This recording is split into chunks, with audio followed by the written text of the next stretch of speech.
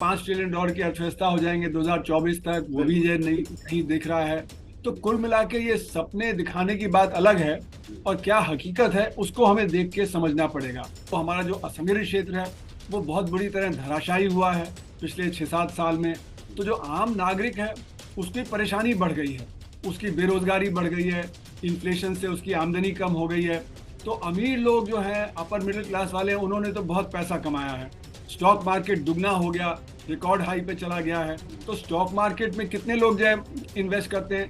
ज़्यादा 15-20 मिलियन, यानी 1-1.5 करोड़ लोग ही इन्वेस्ट करते हैं 140 करोड़ में से। असंगठित क्षेत्र है वो तो पिट रहा है। तो आम जो 94% लोग हैं जो असंगठित क्षेत्र में हैं, उनमें तो एक तरह से गिरावट है।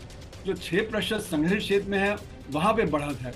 तो जो 6% संगठित क्षेत्र में है वहाँ पे अगर आप देखें तो जो बिजनेसमैन है उनका प्रॉफिट बड़ा तेजी से बढ़ा है। 32 करोड़ लोगों के पास तो कोई ढंग का काम है, लेकिन जो 28 करोड़ लोग हैं उनके पास कोई ढंग का काम नहीं है।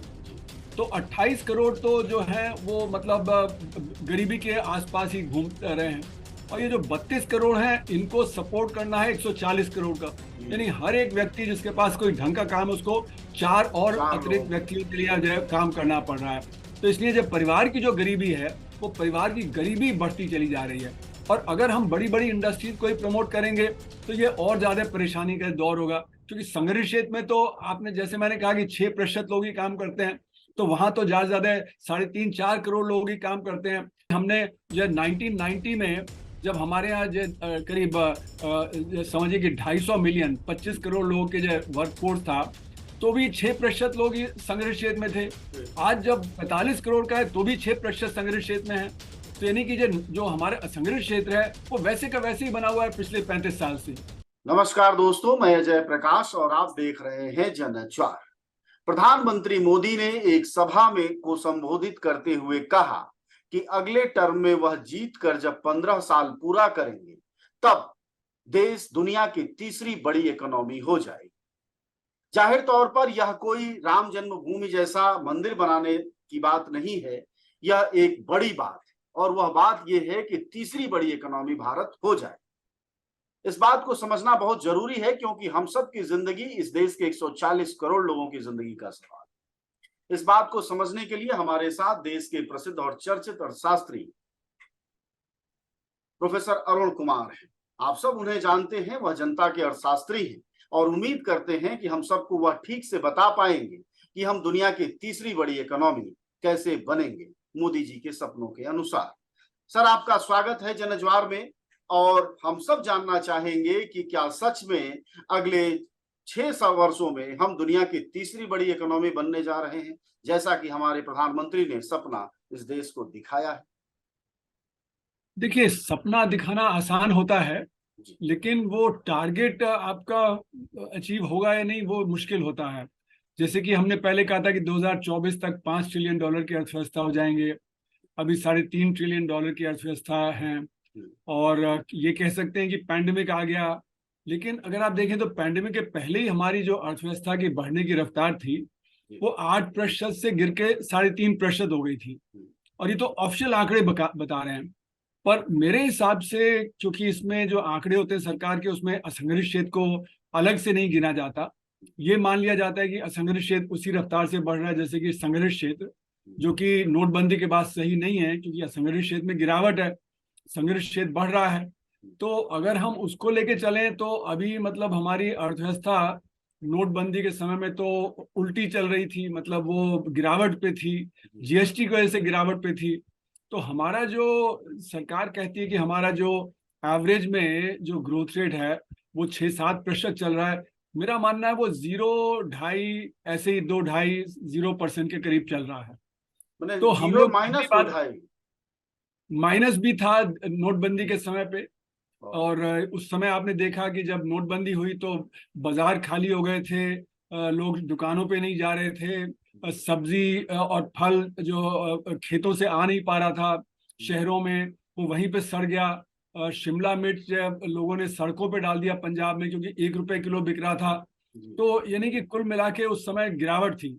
लेकिन सरकार के आंकड़े दिखा रहे थे कि नोटबंदी के दौरान 8% की ग्रोथ रेट हुई, जो कि कोई सवाल ही नहीं उठता। तो ये दिखाता है कि सरकार के आंकड़े कितने गलत हैं। और उनकी जो मेथड है, जिस तरह से वो कैलकुलेट किए जाते हैं, उनको बदलने की जरूरत थी, वो नहीं बदला गया। तो मेरा मानना है कि हम पांचवी अर्थव्यवस्था नहीं बने हैं। तो तीसरी की तो बात और है, अभी हम $3.5 ट्रिलियन की भी अर्थव्यवस्था नहीं है, क्योंकि जो हमारा जो आंकड़ा है वो सिर्फ संघर्ष क्षेत्र के आधार पे है। अगर हम असंगठित क्षेत्र जोड़ लें तो अभी $3.5 ट्रिलियन नहीं है, अभी हो सकता है $2.5 ट्रिलियन हो या $2.7 ट्रिलियन हो, उसके आसपास हो, पर $3.5 ट्रिलियन के करीब नहीं है हम। तो इसलिए हम पांचवी भी नहीं है, हम मेरे ख्याल में सातवें या आठवें पायदान पे हैं। अच्छा, ब्रिटेन की अर्थव्यवस्था में वैसे ही धक्का लगा था, क्योंकि उन्होंने ब्रेक्सिट किया, ब्रेक्सिट की वजह से वहां पे गिरावट हुई, परेशानी रही, तो इसलिए ब्रिटेन की अर्थव्यवस्था भी बढ़ नहीं रही है। तो इसलिए हम कहें कि हम ब्रिटेन से आगे चले गए हैं, पांचवें पायदान पे आ गए हैं, ये बात सही नहीं है।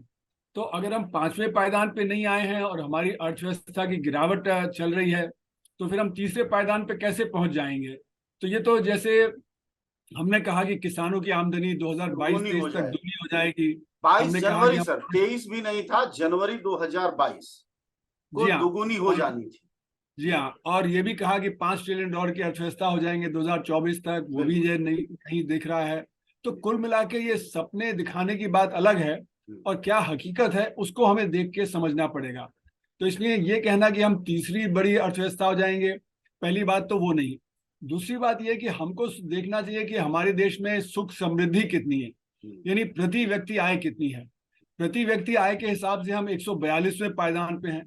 तो हमारे यहाँ क्योंकि जनसंख्या बहुत है, और जब सरकार कह रही है कि अब हम चीन से भी आगे जनसंख्या के उस पर चले गए हैं, तो इतनी बड़ी जनसंख्या में तो फिर अपने आप ही उत्पादन तो ज्यादा होना चाहिए, पर लेकिन उतना नहीं है जितना होना चाहिए। तो प्रति व्यक्ति आय के हिसाब से हमें देखना चाहिए कि हमने कितनी तरक्की की है और कितना आगे पहुंचे हैं। उसमें भी अगर आप देखें तो हमारा जो असंगठित क्षेत्र है वो बहुत बुरी तरह धराशायी हुआ है पिछले 6-7 साल में। तो जो आम नागरिक है उसकी परेशानी बढ़ गई है, उसकी बेरोजगारी बढ़ गई है, इन्फ्लेशन से उसकी आमदनी कम हो गई है।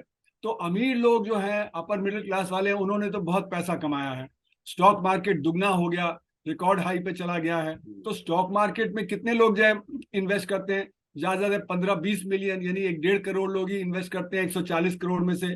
तो यानी कि 1.25% है जिन्होंने अच्छा किया है, जिनकी आमदनी बढ़ी है, और इसीलिए बिलियनर्स की संख्या बढ़ गई है। लेकिन अगर आप देखें तो जो अमीर हैं वो भी परेशान हैं। तो इसीलिए हमारे देश से बहुत सारे जो हाई नेटवर्थ इंडिविजुअल्स होते हैं, जो अमीर होते हैं, वो देश छोड़ के जा रहे हैं। 2014 से 2019 के बीच में 23,000 लोगों के जाने का पता लगा। 2019 में 5,000 गए, पिछले साल 6,500 चले गए, और अभी जो पार्लियामेंट्री क्वेश्चन में ये आया था कि 2.5 लाख लोगों ने अपनी भारतीय नागरिकता छोड़ दी है, वो विदेशों में जाके सेटल कर रहे हैं। तो एक बड़े लेवल पे क्राइसिस है, बेरोजगारी का है, आमदनी ठीक नहीं है। तो कुछ लोग जरूर तरक्की कर रहे हैं, कुछ लोग अच्छा कर रहे हैं, लेकिन सर आम जो अगर जनता हम है वो जनता अच्छा की नहीं कर तरफ रही। से सर ये अगर समझना चाहें कि 3 ट्रिलियन अगर मान लीजिए हो गया किसी संयोग से, तो हमारे जीवन में क्या फर्क पड़ेगा, आम लोगों के जीवन में कितना बड़ा फर्क पड़ेगा, वो भी जानना जरूरी है कि आखिरकार ये 3 ट्रिलियन का जादू क्या है। देखिए, ऐसा है कि जो उत्पादन होता है उसके हिसाब से आपको पता लगता है कि प्रति व्यक्ति कितना किसको क्या मिलेगा। मतलब खाना पीना है, उसका जो मोबाइल फोन है, टेलीविजन है, उसकी क्षमता कितनी है वो खरीदने की। इसीलिए मैं कह रहा था कि जो हमारा असंगठित क्षेत्र है वो तो पिट रहा है। तो आम जो 94% लोग हैं जो असंगठित क्षेत्र में हैं, उनमें तो एक तरह से गिरावट है। जो 6% संगठित क्षेत्र में है वहां पे बढ़त है। तो जो 6% संगठित क्षेत्र में है वहां पे अगर आप देखें तो जो बिजनेसमैन है उनका प्रॉफिट बड़ा तेजी से बढ़ा है। आरबीआई के अगर आप आंकड़े देखें 2021-22 के, जब पैंडेमिक था, तो उस साल उनका जो उत्पादन है वो जो सेल्स है वो 41% बढ़ गया, जबकि अर्थव्यवस्था बढ़ नहीं रही थी। तो 41% जब उनका बढ़ा तो बाकियों का तो कम हुआ होगा, तभी तो ये अर्थव्यवस्था बढ़ी नहीं। तो ये दिखा रहा है कि जो हमारे जो अर्थव्यवस्था में दो हिस्से हैं, संगठित क्षेत्र और असंगठित क्षेत्र। संगठित क्षेत्र अच्छा कर रहा है इसका मतलब ये नहीं कि अर्थव्यवस्था अच्छा कर रही है। तो ये असंगठित क्षेत्र, अब जो ई श्रम पोर्टल का डेटा जो प्रधानमंत्री ने अभी अपने भाषण में बताया भी था कि उसमें 28 करोड़ लोग नवंबर 2022 तक रजिस्टर्ड थे जो असंगठित क्षेत्र के थे, और उनमें से 94% ने कहा कि हमारी आमदनी 10,000 रुपए से कम है। तो अगर 10,000 रुपए से कम आमदनी है तो आप समझ सकते हो तो गरीबी की रेखा के नजदीक है। क्योंकि हमारे जो रोजगार है, रोजगार में जो हमारा जो लेबर फोर्स पार्टिसिपेशन रेट है उसमें तो करीब 45 करोड़ ही आते हैं। तो 45 करोड़ लोग काम करते हैं और 140 करोड़ को सपोर्ट करते हैं, यानी हर एक व्यक्ति पे 3 व्यक्ति को आपको सपोर्ट करना है। तो अगर ये स्थिति है तो अगर आप 10,000 रुपए कमा रहे हैं तो बाकी 3 लोगों को कैसे सपोर्ट करेंगे? आपकी आमदनी तो फिर गरीबी की रेखा के आसपास हो गई। क्योंकि अगर आप वर्ल्ड बैंक की पॉवर्टी लाइन के हिसाब से चलें तो वर्ल्ड बैंक की पॉवर्टी लाइन है $2.15 प्रति व्यक्ति प्रतिदिन। तो इसका मतलब है कि 5 लोगों के लिए 25,000 रुपए चाहिए। पर अगर मान लिया जाए कि ये तो पीपीपी टर्म्स में है तो इसको आधे से डिवाइड कर दिया जाए तो भी 12,500 13,000 रुपए करीब आता है। तो व्यक्ति तो 10,000 रुपए कमा रहा है, यानी कि वो जो इंटरनेशनल पॉवर्टी लाइन है उससे नीचे हुआ। तो यानी कि 94% लोग जो हमारे देश के हैं वो तो जो इंटरनेशनल पॉवर्टी लाइन से नीचे हैं। तो हमें उसको देखना है कि क्या हमारे यहाँ खुशहाली बराबर बढ़ी है या संघर्ष क्षेत्र में सारा कुछ ले लिया है, असंघर्ष क्षेत्र जब पिटता जा रहा है वो गिरावट पे है। और जिस प्रकार से यानी टेक्नोलॉजी अगर में 3 ट्रिलियन की भी अगर इकोनॉमी हमारी हो गई, सॉरी माफ करिए, तीसरे नंबर की भी इकोनॉमी हम दुनिया की हो जाएंगे, तो ये जो 94% लोग हैं जिनमें से 80 करोड़ को तो प्रधानमंत्री मोदी अनाज ही दे रहे हैं, उनकी जिंदगी में कोई बहार नहीं आने जा रही, वहां पे परेशानी बढ़ रही है। इसीलिए मैं कह रहा हूं कि हमने असंगठित क्षेत्र को अदृश्य कर दिया है। वो हमारे डेटा में नहीं आता और पॉलिसी में नहीं आता। हमारी जितनी भी पॉलिसी है वो सारी संगठित क्षेत्र की तरफ केंद्रित है। हम पीएलआई स्कीम है तो बड़ी बड़ी इंडस्ट्री के लिए है, उस पर 1.97 लाख करोड़ रुपए का जो सब्सिडी दिया जा रहा है। फिर उसी तरह जैसे कि हम बड़े बड़े हाईवे और बड़े बड़े रेल प्रोजेक्ट कर रहे हैं, वो भी बड़ी बड़ी इंडस्ट्री के लिए है। तो जो सरकार का कैपिटल एक्सपेंडिचर कहा जा रहा है 7.5 लाख करोड़ पिछले साल था, 10 लाख करोड़ अब है, वो ज्यादातर हो रहा है हाईली कैपिटल इंटेंसिव इंडस्ट्री में। तो जो कैपिटल इंटेंसिव इंडस्ट्री है वहां तो आपका एम्प्लॉयमेंट जनरेशन होता नहीं है। वहां तो जो एम्प्लॉयमेंट जो सिर्फ जो कुछ ही लोगों को मिलता है। जैसे कि आप देखें तो पहले बड़ी बड़ी सड़कें बनती थी तो उसमें सैकड़ों लोग काम करते दिखते थे। अब वहां पे बड़े बड़े ट्रैक्टर्स, बुलडोजर्स और क्रेन के हिसाब से 10-12 लोग ही दिखते हैं। तो यानी कि जो कंस्ट्रक्शन प्रोजेक्ट हैं वहां पे भी ज्यादा रोजगार पैदा नहीं हो रहा है। तो इसलिए हमारी जो अर्थव्यवस्था है उसमें जो सरकार की नीति है वो है बड़ी इंडस्ट्री को प्रमोट करने की, न कि जो छोटी इंडस्ट्री है जहां पे रोजगार पैदा हो उसको प्रमोट करने की। तो हमें स्मॉल स्केल और जो माइक्रो सेक्टर है उसको बढ़ावा देना है, तब जाके रोजगार पैदा होगा। अगर रोजगार पैदा नहीं होगा तो जो गरीब आदमी है वो गरीबी की रेखा के आसपास ही घूमता रहेगा। तो जो अर्थव्यवस्था में जो बढ़त हो रही है संघर्ष क्षेत्र में, वो बढ़त उसको फायदा नहीं करेगी बल्कि उल्टा नुकसान करेगी। क्योंकि जैसे कि आप देखें कि ई कॉमर्स है, अब ई कॉमर्स 20-30% बढ़ रहा है। तो अर्थव्यवस्था तो जब 5-6-7% सरकार के अनुसार चल रही है, तो वो अगर 20-30% बढ़ रहा है तो वो इसी के एवज में बढ़ रहा है कि जो हमारे नेबरहुड स्टोर है वहां पे लोग कम जा रहे हैं, उनके जो परचेजिंग कम हो गया है, वहां पे जो रोजगार कम हो गया है। तो उसी तरह आप देखें तो टेक्सटाइल सेक्टर है, लेदर गुड सेक्टर है, लगेज इंडस्ट्री है, बाकी ऐसी बड़ी बड़ी और इंडस्ट्री हैं, वहां पे भी यही हो रहा है कि छोटे और जो निम्न स्तर के जो हैं प्रोड्यूसर वो पिटते चले जा रहे हैं और बड़ी बड़ी इंडस्ट्री आगे चलती चली जा रही है। तो हमारी सरकार की नीतियां ऐसी हैं जो बड़े को तो प्रमोट कर रही हैं और वो कहते हैं यही प्रोग्रेस है, और जो छोटा है और जो बहुत ही निम्न स्तर का जो प्रोड्यूसर है या जो वर्कर है वो पिट रहा है। तो इसलिए अगर 3 ट्रिलियन या 5 ट्रिलियन डॉलर की हमारी अर्थव्यवस्था होती है, जो सरकार कह रही है कि तीसरे नंबर पे आने के लिए हम 5 ट्रिलियन डॉलर की इकोनॉमी हो जाएंगे तीसरे टर्म में, तो 5 ट्रिलियन डॉलर की अगर हो भी गए तो वो होगा सिर्फ जो कुछ ही लोगों के लिए, और जो 94% हमारे असंगठित क्षेत्र में है वो पिटते चले जाएंगे। मतलब ये है कि जो आप 94% कह रहे हैं जनता, ये मतलब हमारे सरकार की, प्रधानमंत्री की बड़ी चिंताओं में शामिल नहीं दिखाई दे। जी हाँ, इसीलिए मैंने कहा कि हमने असंगठित क्षेत्र को अदृश्य कर दिया है। हमारे डेटा में भी नहीं आता और हमारी पॉलिसी में भी नहीं आता। मतलब जैसे कि एमएसएमई के लिए पॉलिसी सरकार घोषित करती है तो मीडियम स्केल तो सारे उसके लाभ उठा लेती है, पर माइक्रो सेक्टर तक उसका लाभ नहीं पहुंचता, स्मॉल सेक्टर तक का भी बहुत ही कम लाभ पहुंचता है। और अगर आप देखें तो एमएसएमई में 99% जो यूनिट्स हैं वो माइक्रो सेक्टर के यूनिट्स हैं, और उसमें 97.5% का रोजगार है एमएसएमई का। तो जो ये 97.5% रोजगार जो माइक्रो सेक्टर का है उसके लिए कोई नीति में नहीं है।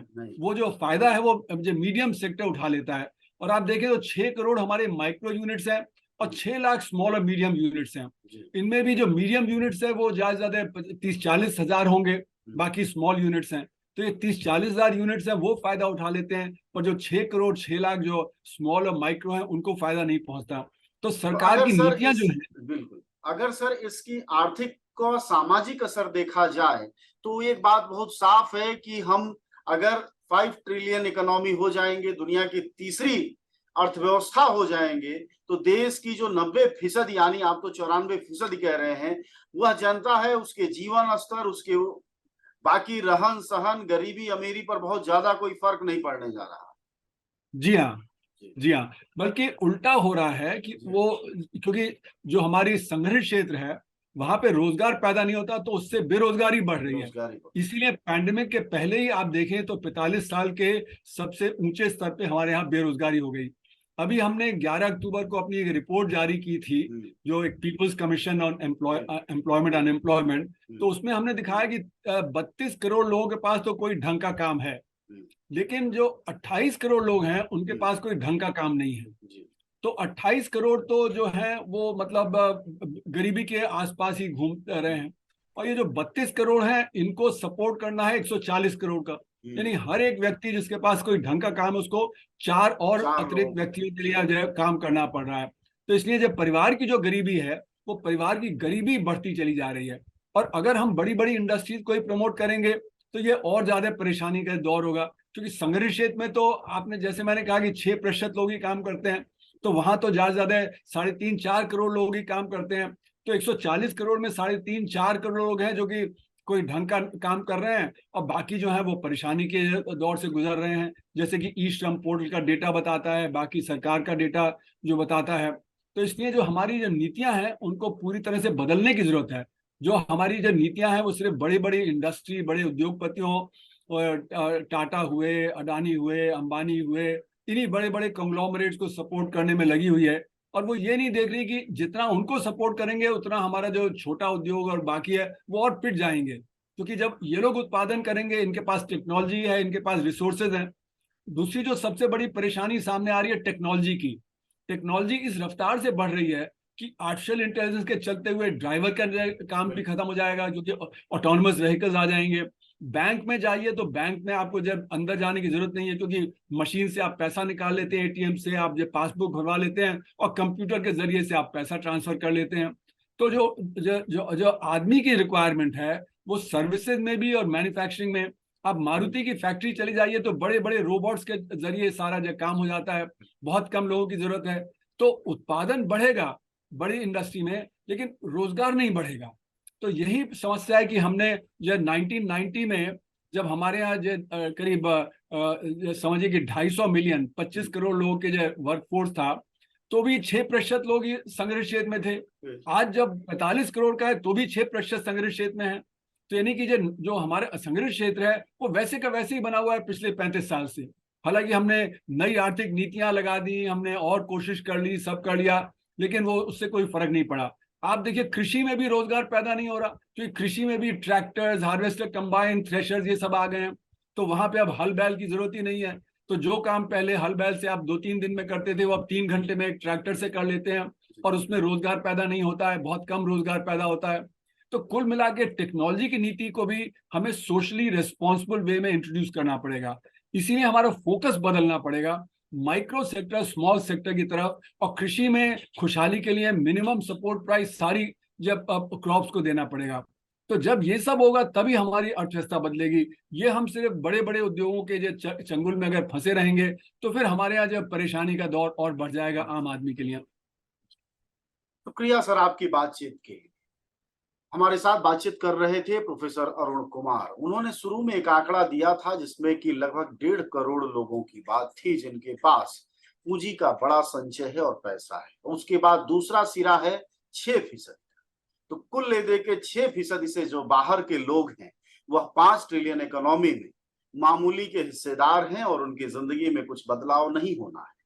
हालांकि सरकारों के चुनने का जो जिम्मा है वो उन्हीं के गरीब कंधों पर है जो 94% हैं इस देश के। और प्रधानमंत्री मोदी जाहिर तौर पर उन्हीं के दम पर कहते हैं कि आने वाले समय में हम 5 ट्रिलियन इकोनॉमी हो जाएंगे और दुनिया की तीसरी अर्थव्यवस्था हो जाएंगे। इसलिए इस देश को समझने की जरूरत है, और शास्त्रियों के जरिए भी और समाजशास्त्रियों के भी जरिए, कि जब ट्रिलियन में इकोनॉमी बढ़ती है तो उससे अर्थव्यवस्था नहीं बदलती, गरीबी रेखा से निकलते लोग नहीं हैं, जीवन का स्तर ऊपर नहीं उठता है। यह आज प्रोफेसर अरुण कुमार ने बताने की विस्तार से कोशिश की है। हमारी भी कोशिश यही है कि देश जाने कि असल में यह जो जादुई शब्द है 5 ट्रिलियन इकोनॉमी, दुनिया की तीसरी लार्जेस्ट अर्थव्यवस्था, उसका असल में मर्म क्या है। शुक्रिया सर आपकी बातचीत के लिए, धन्यवाद।